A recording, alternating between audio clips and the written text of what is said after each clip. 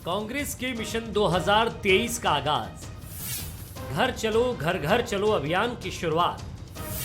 देवास से कमलनाथ ने कैंपेन को दी हरी झंडी, बीजेपी से महामुकाबले की घड़ी। 1 फरवरी यानी मंगलवार से मध्य प्रदेश में कांग्रेस ने घर घर चलो अभियान की शुरुआत कर दी। देवास में कमलनाथ ने पहले मां तुलजा भवानी और मां चामुंडा माता की पूजा अर्चना की, फिर पार्टी के नए कैंपेन की शुरुआत की। उन्होंने कांग्रेस को एक घर बताया, इस घर की संस्कृति की बात की, साथ ही बीजेपी पर भी निशाना साधा। घर चलो घर घर चलो जी।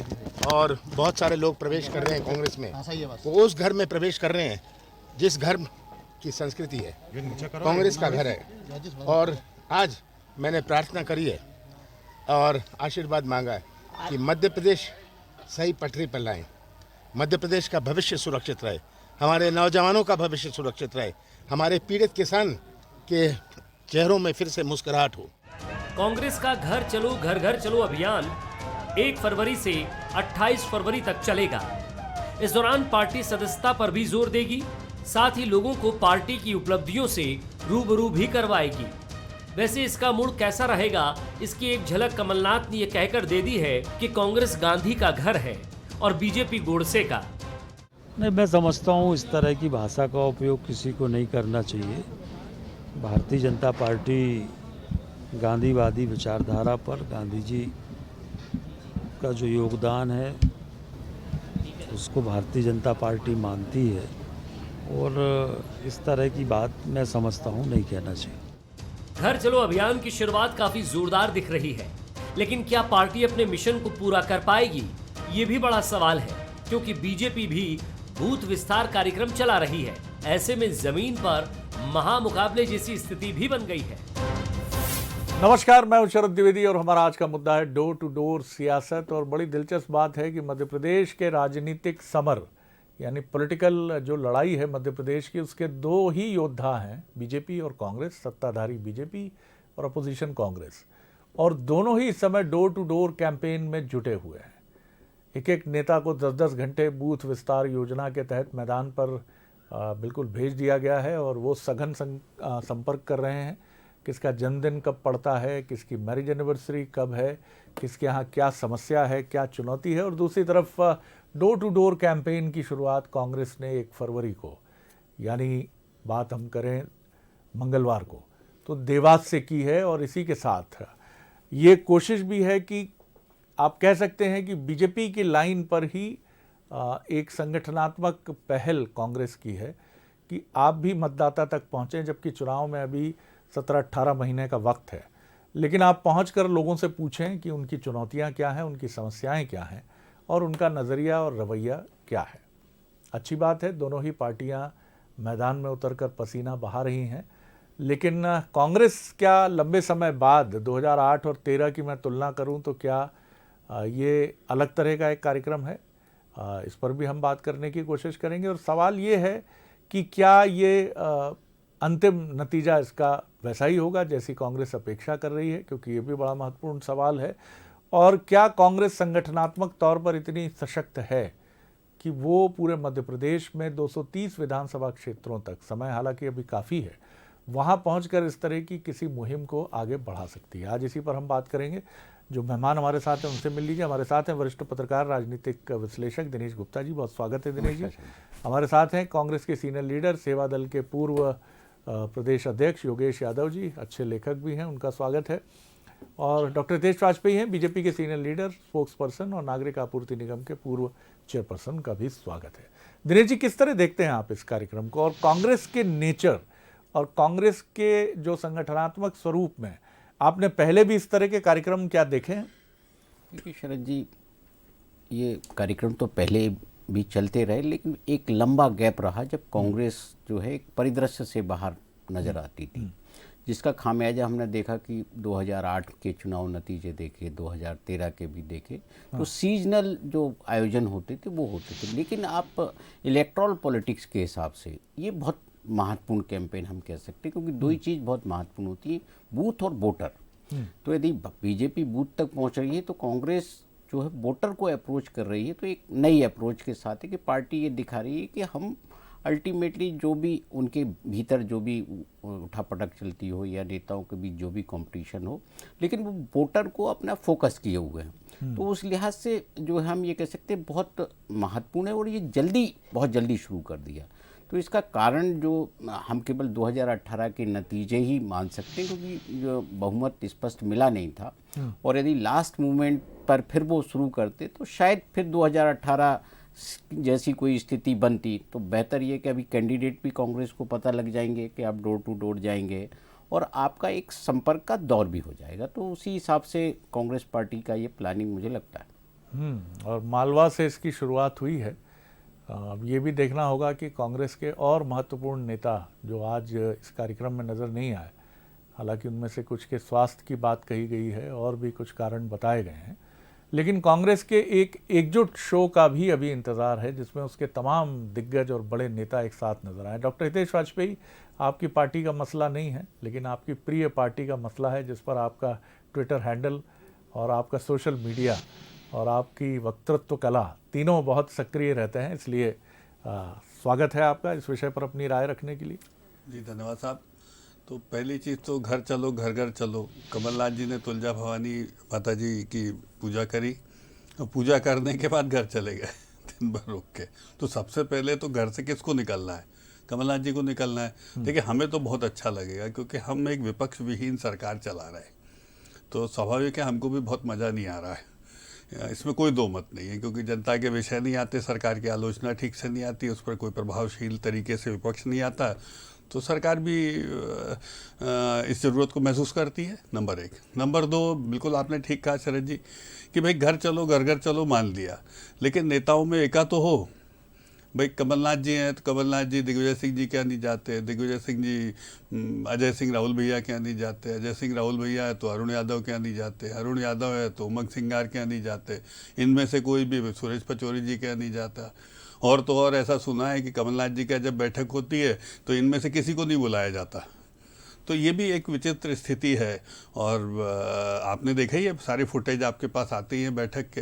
अच्छा घर चलो घर घर चलो, कार्यालय जाना छोड़ दिया, एक भी बैठक, इसको बोलते हैं, जिसको मैंने कहा बंगला पॉलिटिक्स शुरू हो गई है। तो मैं ठीक है, मैं व्यंग में बोलूँगा क्योंकि विपक्ष में हूँ, लेकिन आप सार्थक तो ले लीजिएगा, क्योंकि मेरा अधिकार है इसलिए बोल रहा हूँ। मैं कोशिश करूँगा कि सार्थक व्यंग्य हो। बंगला पॉलिटिक्स है और एक है बूथ पॉलिटिक्स। हमारे यहाँ के सारे नेता, शिवराज जी अभी गोवा में घूम रहे हैं बूथ पे, वो सब बूथ पे जा रहे हैं। वहीं वो लोग जो हैं वो बंगले से सारी राजनीति करना चाहते हैं, दिल्ली से एक बंगले से उड़ते हैं। अच्छा सोचिए, पीसीसी में बैठकें बंद हो गई शरद जी। मतलब आप लोगों ने तो एक लंबा समय रोशनपुरा की भी पीसीसी का देखा है, गुप्ता जी को भी पता होगा कि क्या रौनक हुआ करती थी साहब। हम उसी को देख देख के इनसे लड़ते थे जब दिग्विजय सिंह की सरकार होती थी। लेकिन आज पीसीसी में शाम को अभी आप देखोगे तो एक चौकीदार धोखे से एक कुर्सी डाल के बैठा मिल जाएगा, 5 बजे रोज ताला लग जाता है। तो आप सोचिए, अभी जब आपका कार्यालय जागृत नहीं है तो कार्यकर्ता कहाँ से होगा? और उसका कारण है कि नेता सब वाकई में घर में है। उनने सुन लिया कमलनाथ जी कह रहे हैं घर चलो घर पर ही रहो। चलिए योगेश जी, एक तो बड़ी चुनौती ये है कि आरोप ये है बीजेपी का कि आप विपक्ष का धर्म ही नहीं निभा रहे हैं। आप ना ऐसे मसले लाते हैं जिससे सरकार को कहीं आप कटघरे में खड़ा कर सकें, ना आप जनता की आवाज़ बनते। इस पर भी जवाब दीजिएगा। और आपका ये जो अभियान है, क्या संरचना, कैसे आगे बढ़ेंगे, और कितना आपको लगता है कि ये लोगों के मन को छू पाएगा ये कार्यक्रम आपका? देखिए शरद जी, सबसे पहले तो मैं डॉक्टर वाजपेयी को धन्यवाद देता हूं कि कांग्रेस के प्रति उनकी चिंता, और इतना चिंतातुर होकर वो कांग्रेस की समीक्षा कर रहे हैं, तो कहीं ना कहीं से उनके अंदर का एक आंतरिक, जिसको कह सकते हैं ना, जिसको अंतर्द्वंद, वो स्पष्ट है कि वो जो भावना कांग्रेस के प्रति प्रकट कर रहे हैं। मैं समझता हूं इसके विपरीत यदि दर्पण में देखेंगे तो ये सारी की सारी कवायतें अभी भारतीय जनता पार्टी में हो रही है।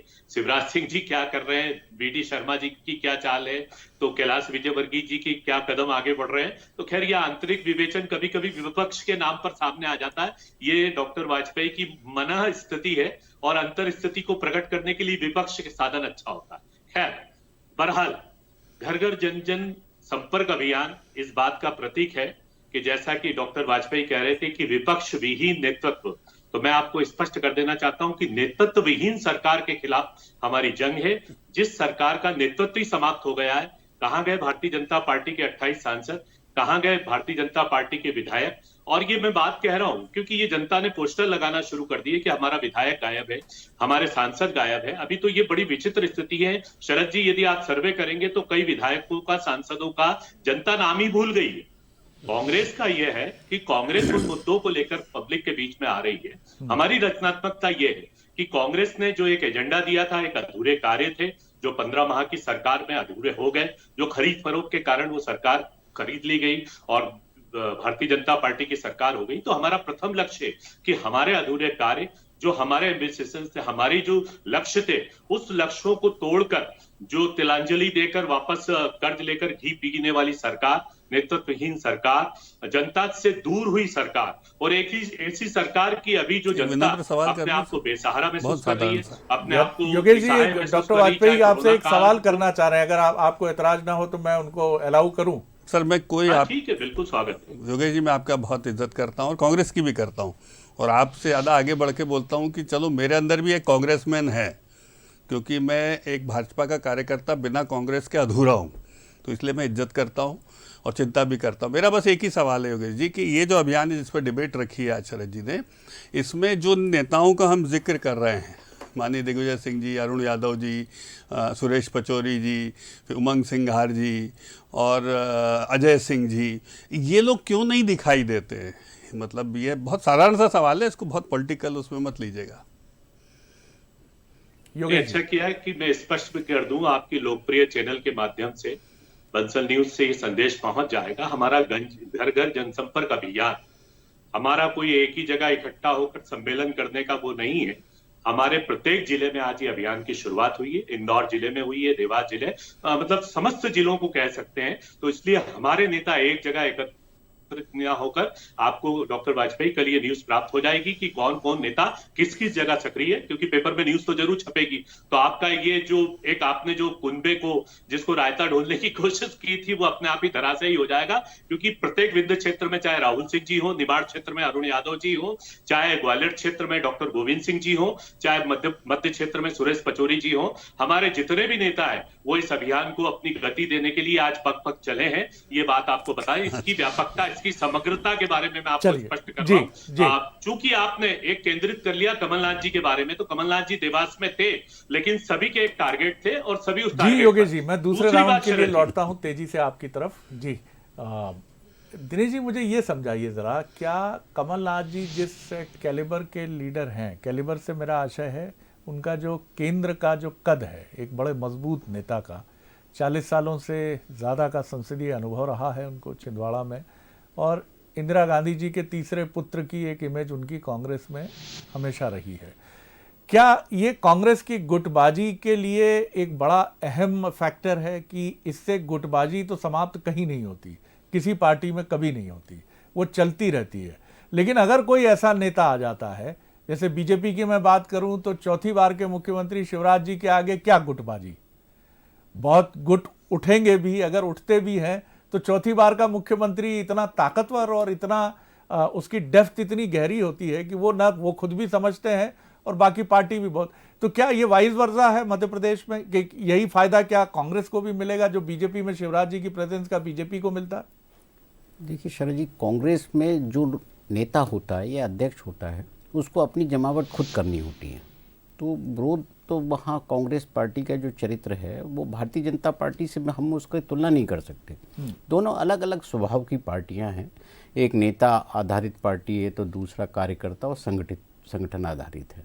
तो अब देखिए, कमलनाथ जी के पास अनुभव है और ऐसे बहुत से नेता हैं। हो सकता है कि आज उनको कमलनाथ जी का नेतृत्व पसंद नहीं आ रहा हो, लेकिन आप पीछे देखेंगे जाके तो बहुत सारे नेताओं को कमलनाथ जी ने ही प्रश्रय दिया था।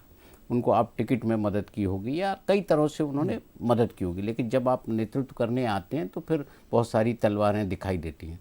तो आप देखिए, जैसे अजय सिंह जी हैं, वो अपने हिसाब से अपना एक कैंपेन चला रहे हैं अपने रीजन में, क्योंकि बिंद में बहुत बड़ी चोट कांग्रेस को लगी थी। अल्टीमेटली वो काम वही कर रहे हैं कि जो वो भी घर घर जा रहे हैं, लेकिन जो है एक जिस तरह से कार्यक्रम होते हैं वो कार्यक्रम की तरह है ना, वो एक शो का मामला नहीं है कि आप एक बड़ा सा कार्यक्रम करेंगे। कांग्रेस कर भी नहीं सकती वो। आप देखिए उनका एकता सम्मेलन जो सबसे पॉपुलर रहा था तो वो 92 के पहले का जो था, पटवा सरकार के दौरान था, तभी का एक जो है एकता सम्मेलन था। उसके बाद कभी कोशिश जो है उस तरह की हुई नहीं, वो लोग इकट्ठे नहीं हुए।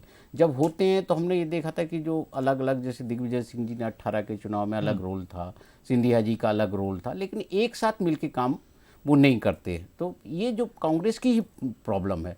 तो निश्चित तौर पे ये जो कमलनाथ जी की लीडरशिप है वो अपने जो वो एक एक्सपीरियंस के आधार पर आगे बढ़ रहे हैं, और हो सकता है कि उसमें जो है एक दोनों लोगों के आप मानते हैं कि अंदर अंदर गुटबाजी बनी रहेगी कांग्रेस में? वो तो उसको खत्म हो जाए इसकी कल्पना भी नहीं की जा सकती, लेकिन वो नुकसान पहुंचाने का जो उसका एलिमेंट है, क्या कमलनाथ जी उसे कम करेंगे?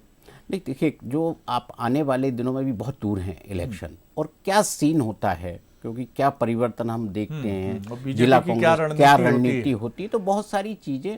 अभी तो ये शुरुआत है, पहला दिन है उनके उसका, और अभी यूपी के चुनाव के बाद फिर आगे जो राजनीति बदलेगी तो बहुत सारे बीजेपी के पत्ते अभी बंद हैं, बहुत सारे मोड़ पर अभी राजनीति पत्ते अपने आगे जाकर। चलिए देखेंगे, उसका भी इंतजार होगा।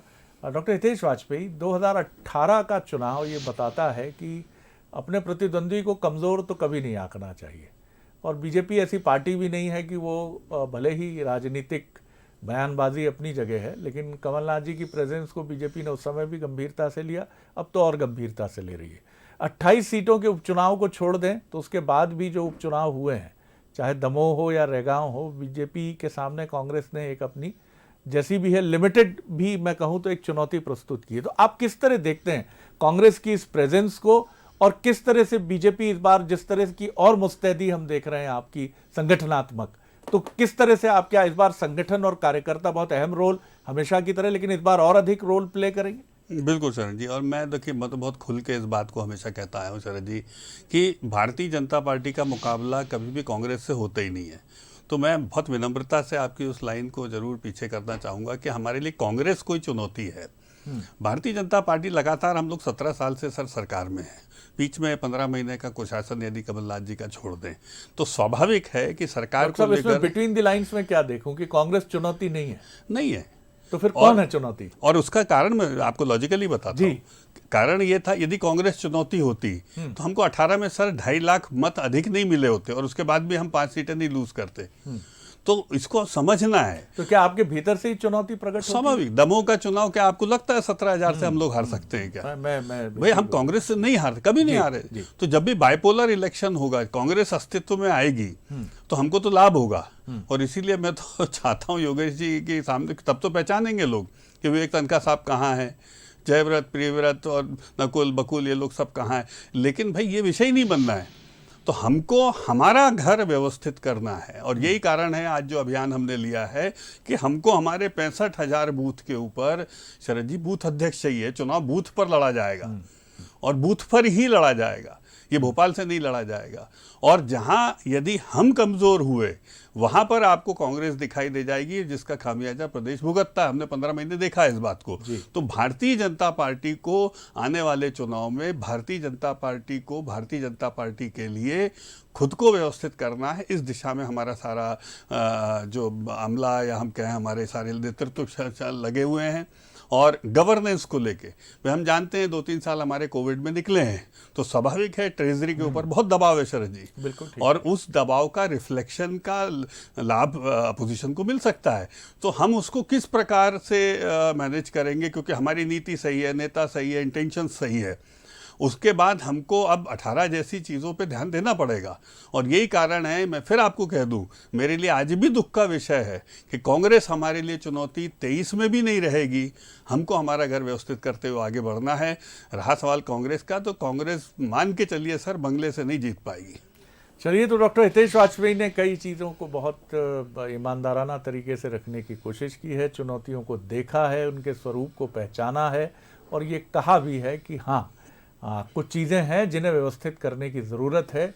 और 2018 इसका एग्जाम्पल है कि शायद ये उन्होंने नहीं कहा, लेकिन ये मेरा अपना इंटरप्रिटेशन है कि बीजेपी में कहीं कुछ संगठनात्मक तौर पर और सरकार में जो एक बात कही जाती है कि जो योजनाएं आपने तय की हैं वो ज़मीन पर अगर ठीक तरीके से नहीं पहुंची हैं तो उनका जो डिज़ायरेबल प्रॉफिट है वो आपको नहीं मिलता। फिर वही बात है योगेश जी, आपके लिए भी चुनौती गहरी है क्योंकि आपने भी सबक 28 सीटों के लिए उपचुनाव से भी सीखे हैं, जो एक बड़ा फैक्शन बीजेपी का अब हिस्सा है उससे भी सीखे हैं, लेकिन ये सब रिफ्लेक्ट जब तक नहीं करेंगे अंदर तक, और एक अंदर से कांग्रेस के भीतर और उसके कार्यकर्ता और एक एक नेता के मन में ये भाव नहीं होगा कि हम अपने मतभेद सुलझाते रहेंगे, अपनी लड़ाई देखते रहेंगे, लेकिन एक बार हमें फिर पुरजोर कोशिश करनी है, तो क्या तैयार है इस बार कांग्रेस उसके लिए?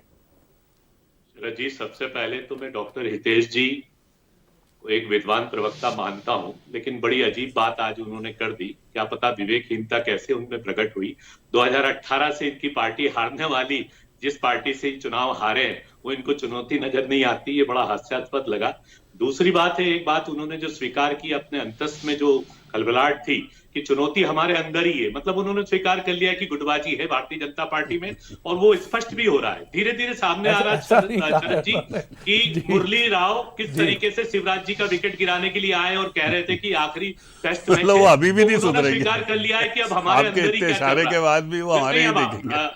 वाजपेयी साहब सुनिएगा, दूसरी बात आपने जो सर हमारे 2.5 लाख वोट ज्यादा थे, आपने सुने ही नहीं। उसके लिए आपको धन्यवाद, उसके लिए धन्यवाद कि भारतीय जनता पार्टी में आंतरिक चुनौतियां हैं, तो आप अपनी चुनौतियों से निपटे हैं, धन्यवाद आपको। मैं जहां तक अपनी क्रिएटिविटी कहना चाहता हूं, हमारा जो जनसंपर्क अभियान है ये 2 बातों पर है। पहली बात ये कि 15 माह के कार्यकाल में जो हमारे कार्य हो रहे थे उन पर एकदम विराम लग गया, उनको नेस्तनाबूद कर दिया, सरकार वापस डायलिसिस पर चली गई, और 18 साल के जो कार्यकाल में ये मध्य प्रदेश के हालात खराब हुए उसको जन जन तक पहुंचाना है। पहले हमारी क्रिएटिविटी ये। दूसरा हमारा संकल्प जनता के बीच में जाकर ये लेना है कि हमने जो वादा किया था, जो हमारा एजेंडा था, मैग्निफिसेंट का जो हमारा सपना था, मध्य प्रदेश को इन्वेस्टमेंट के आधार पर बहुत ज्यादा विकसित करना था, उस चुनौतियों को लेकर हम जनता के बीच में जा रहे हैं ताकि 2023 में एक स्पष्ट सरकार हम बने। और सबसे भयानक बात है, जो भयावह संकेत है इस देश की राजनीति का, शरद जी विद्वान बैठे हैं, दिनेश गुप्ता जी विद्वान बैठे हैं, आप स्वयं विद्वान हैं हितेश जी, और मैं समझता हूं कि आप इस बात का स्वीकार करेंगे कि एक बहुत भयानक सच सामने आ रहा है कि कालीचरण जैसे लोग और डॉक्टर मोहन यादव जैसे लोग कालीचरण मोहन यादव महात्मा गांधी के खिलाफ बोलते हैं तो गोडसे को स्वीकारोक्ति मिलने सर, आपने गोडसे के समर्थक को पार्टी ज्वाइन करा ली, चौरसिया को, अब आप टिकट भी देंगे, एमएलए लड़वाएंगे, तो ये आपकी नूरा कुश्ती यहाँ क्यों लेकर आ रहे हैं? आप मौन हैं, आप मौन हैं, आप स्वीकार कर रहे हैं, आप कालीचरण को प्राथमिकता दे रहे हैं। आप जिंदा रखिए गोडसे को साथ, मध्य प्रदेश की जनता के सामने आप गोडसे को जिंदा रख के उसके पीछे छुपना चाहते हैं। चलिए स्वीकृति प्रदान करे, ऐसे मौन स्वीकृति प्रदान करने वालों के आपको गोडसे के पीछे छिपने नहीं देंगे, हम बाहर निकाल के लाएंगे, आप चिंता नहीं करो। ये भयानक संकेत है भारत की राजनीति के लिए, मध्य प्रदेश की राजनीति के लिए, और जनता जो इन बातों से अभी तक जिनको पता नहीं थी कि गोडसे जी के सवालों का जवाब नहीं दे पा रहे। चलिए चलिए योगेश जी, वक्त कम है मेरे पास। गोडसे को मान्यताएं मिल रही है देश में, तो ये सभी बातों को जनता के बीच में ले जाना है। एक से गोडसे को जनता के बीच ले जाएंगे? क्या बोल रहे हैं आप जब बोलते हैं तो हम चुपचाप सुनते हैं, आप सुनने की शक्ति तो रखा करें। आपने पेपर ही बदल दिया।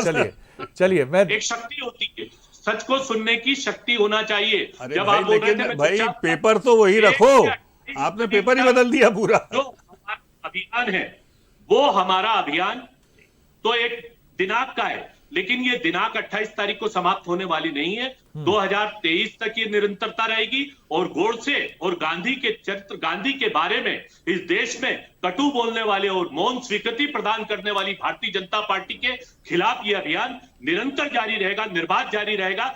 ये घर घर जनसंपर्क अभियान का हमारा सच है और हमारा संकल्प है, और ये हमारा नियोजन। नेता नहीं निकलेंगे कुल मिला के। दिनेश जी बहुत कंक्लूड करूंगा, कौन निकलेगा? किन किन चीजों से बीजेपी और कांग्रेस को 2023 में सावधान रहना चाहिए, और किसकी क्या स्ट्रेंथ है, इस पर थोड़ी सी एक छोटी सी टिप्पणी आपकी। देखिए शरद जी, कांग्रेस की सबसे अच्छी चीज़ तो ये है कि वो अपनी गुटबाजी नहीं छुपाते, उन्हें अपनी कमजोरी मालूम है, और उन्हें पता है कि हमें घर कैसे पहुंचाना है और किसको पहुंचाना है। उनका वो किसी भी नेता का कोई कन्फ्यूजन नहीं रहता। देखिए जहाँ भी सत्ता होती है तो विकृति वो होती है, आदमी राजनीति में तो प्रतिद्वंदी है ही। भारतीय जनता पार्टी में यदि 2018 के नतीजे जो है उनके फेवर में नहीं आए तो हम ये थोड़ी कहेंगे कि वो जो है कांग्रेस जीत गई है, वो तो भारतीय जनता पार्टी अपना कोई भी दे सकती है। लेकिन जो प्रतिद्वंदिता है वो हर राजनीतिक दल में होती है और वो इलेक्शन के समय ही दिखाई देती है, उससे जो नुकसान को बचा लेता है बीजेपी वो के लिए? सरकार। बीजेपी में भी आप देखिए 2018 के जो थे ना कहीं जो एंटी इनकम्बेंसी कहिए, लोगों की नाराजगी कहिए, पार्टी के भीतर भी होती है, क्योंकि जो राजनीति में आया है वो भी एक महत्वपूर्ण पद इस पर बार क्या आपको लगता है स्प्लिट एंटी इनकम्बेंसी होगी, कुछ कांग्रेस के लिए, कुछ बीजेपी के लिए? नहीं, निश्चित तौर पे आप ये देखिए कमलनाथ जी के लिए भी जो है उनकी जो खुद की जो एक फेस वैल्यू है वो एक चैलेंज है, क्योंकि लोगों तक जब तक वो पहुंचेगा नहीं चेहरा तब तक, क्योंकि इलेक्शन में 2018 में ज्योतिरादित्य सिंधिया का चेहरा था तो वो एक प्लस था। लेकिन अब आप देख रहे हैं कि दिग्विजय सिंह जी से भी उनकी एक डिस्टेंस बन रही है, जिस तरह का कम्युनिकेशन उनके बीच हुआ है, और अजय सिंह जी अलग हैं, अरुण यादव जी अलग हैं, तो अभी उनको सबको एक साथ करना है 2023 से पहले, अन्यथा उनके लिए चैलेंजेस बहुत बीजेपी में ज़्यादा आपको लगता है सारी चीजें ऑर्डर में हैं, और जैसा बीजेपी का स्वभाव है कि कितना भी बड़ा व्यक्तित्व क्यों ना हो, पार्टी के लिए महत्वपूर्ण है चीजें ऑर्डर में चलें? नहीं, बिल्कुल देखिए क्या है कि उनके पास जो संगठन की एक्टिविटीज़ दिख रही है वो कहीं ना कहीं व्यस्त रखने के, उनको पता है कि 18 की जो चैलेंजेस थे वो 23 में शिफ्ट ना हो, इसीलिए ये पूरी एक्सरसाइज उनकी लगातार चल रही है। चलिए, बहुत शुक्रिया दिनेश जी, बहुत धन्यवाद डॉक्टर तेज वाजपेयी, धन्यवाद योगेश यादव जी। आगे देखिए छत्तीसगढ़ आज का मुद्दा, आ रहे युवराज, बीजेपी क्यों नाराज?